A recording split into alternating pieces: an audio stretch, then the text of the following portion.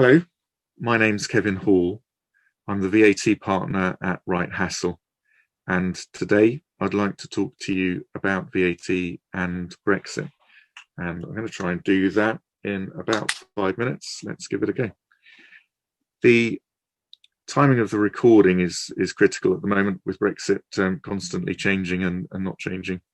And today we've just heard that the Brexit talks will continue. It's not expected to have that much impact on what I'm going to say. The important thing with Brexit at the moment is to make sure that you understand your supply chains, purchase and sales, and that you are prepared as far as you can be in understanding where the difficult parts which might be affected are in that supply chain, and you manage those risks to the greatest extent you can.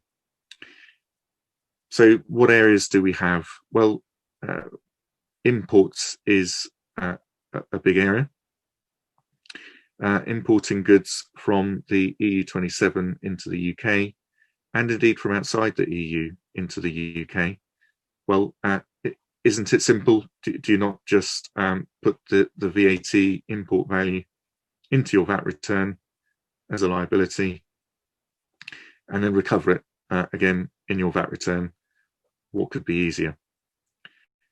In fact, it's slightly more complex than that, and in fact becomes very confusing for certain businesses of certain sizes operating in slightly different ways at different times.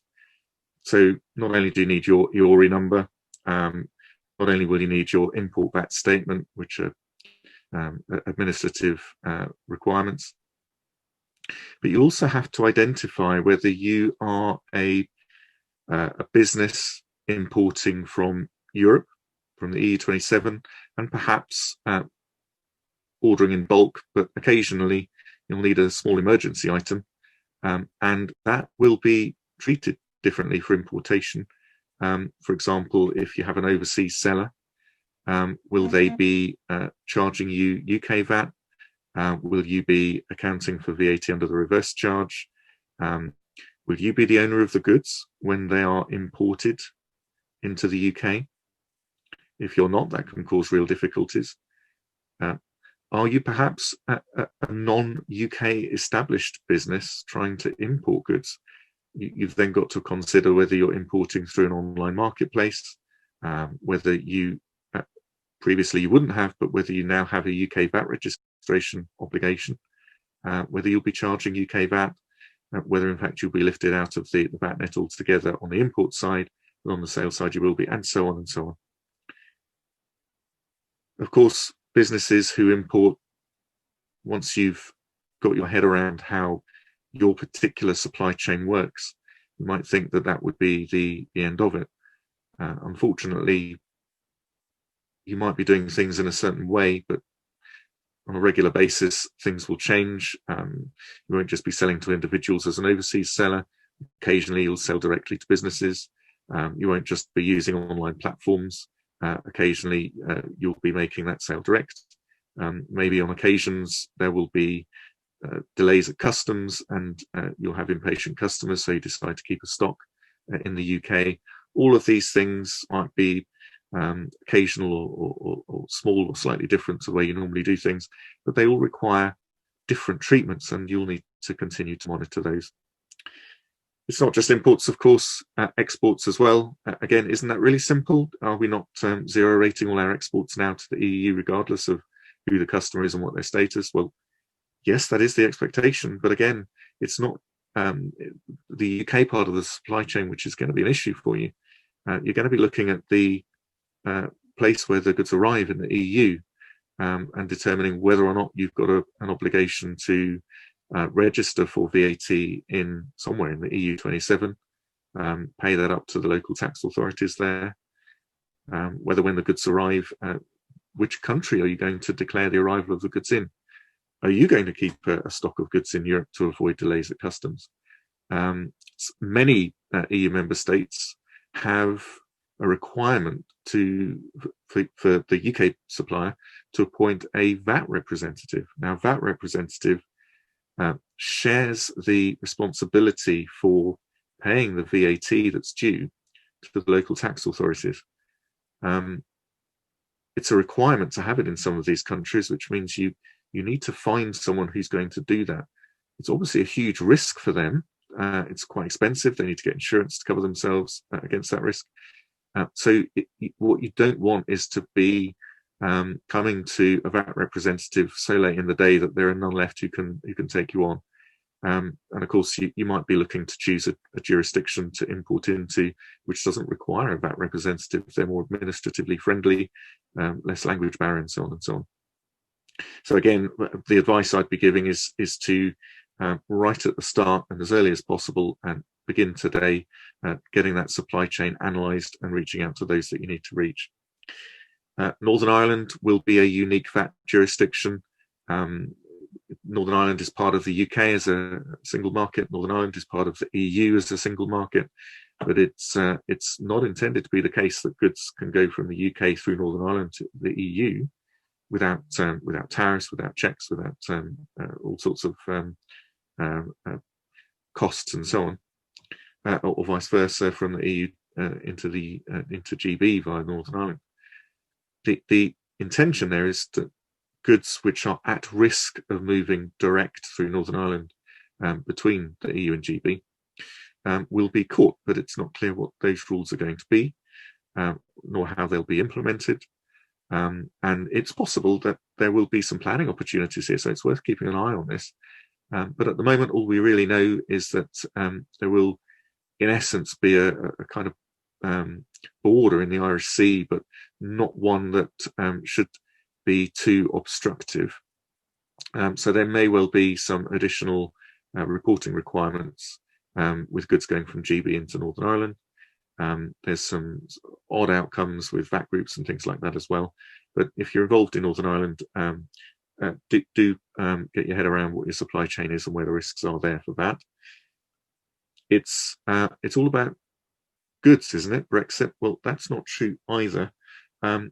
Services are, in many cases, not going to be affected. If you supply advice from the UK into businesses in Europe, in the EU27, no VAT is charged, and I don't expect that to change. However, if you supply services from the UK to an individual in Europe, you'll currently be charging UK VAT. Whereas after the 1st of January 2021, the expectation is that no VAT will be charged.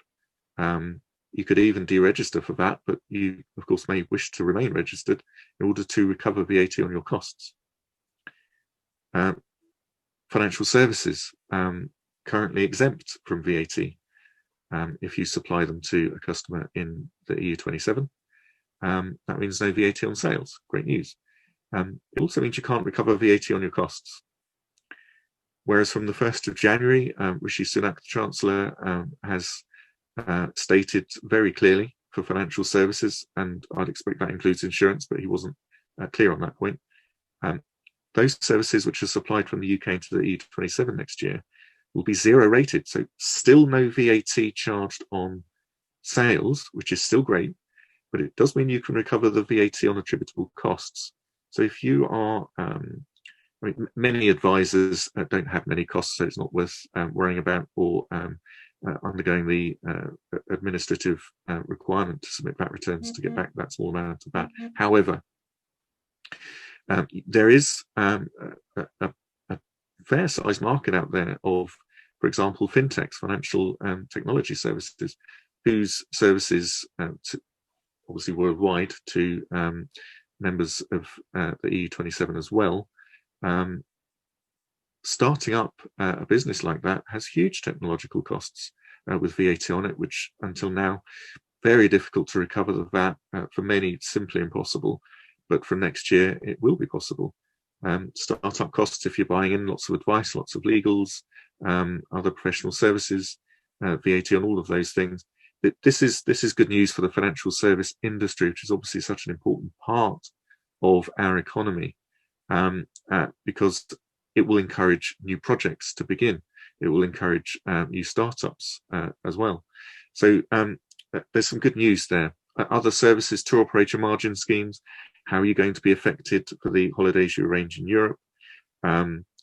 If you incur VAT on your costs in Europe, if you're staying in hotels, if you're paying for taxes in France or Germany, at the moment you would simply go to your home authority, so HMRC in the UK, and claim back VAT through the online portal from those countries.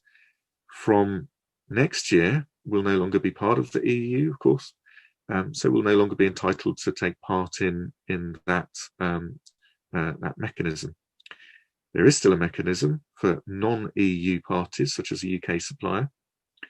However, the timings are different.